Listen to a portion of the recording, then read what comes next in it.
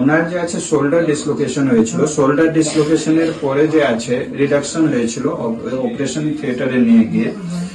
তারপরে যখন উনি এসেছিলেন হাত একটুকু এক ফুটও নাড়াতে পারতেন না, সিভিয়ার পেইন ছিল। আর হাতের যে আছে মানে জাস্ট 0 ডিগ্রি রেঞ্জ ছিল না। এখন যে আছে উনি হাতটা তুলুন না, পুরো নিয়ে যান, পুরো যাচ্ছে, অলমোস্ট এসে গেছে, সাইড দিয়ে নিয়ে যান। অনেক দূর থেকে উনি আসেন, তার জন্য কমপ্লিটলি বেশি দিন করতে পারেননি। উঠুন, সামনের দিকে পুরো উঠছে, নামান, সাইড দিয়ে তুলুন, কাঁধ দিয়ে তুলুন, নামান, হাত সোজা রেখে, গুড। এখানে হাত রাখুন, এখান থেকে তুলুন, ভেরি নাইস, পুরো যাচ্ছে। আপনার কিরকম লাগছে, এখানে কিরকম থাকলো, কিভাবে এসেছিলেন, এখন কিভাবে আছে?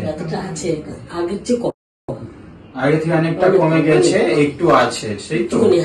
আমার তো কন্ডোলাইসিস এর জন্য ব্যথাটা বেশি হয়। ওটা আলাদা প্রবলেম। ওনার সার্ভাইকাল স্পন্ডাইলোসিস আছে, ওর পেন রেডিয়েট করছিল, কিন্তু এই যে ডিসলোকেশনের জন্য প্রবলেম ছিল সেটা এখন হচ্ছে না।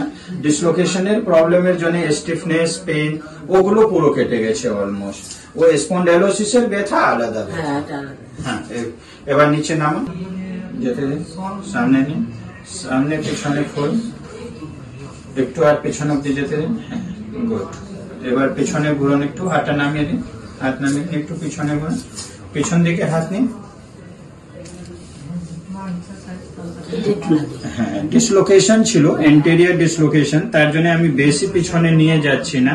অলমোস্ট 1 মান্থের কাছাকাছি, 1 মান্থও হয়নি ডিসলোকেশনে, তো বেশি নিয়ে যাচ্ছি না।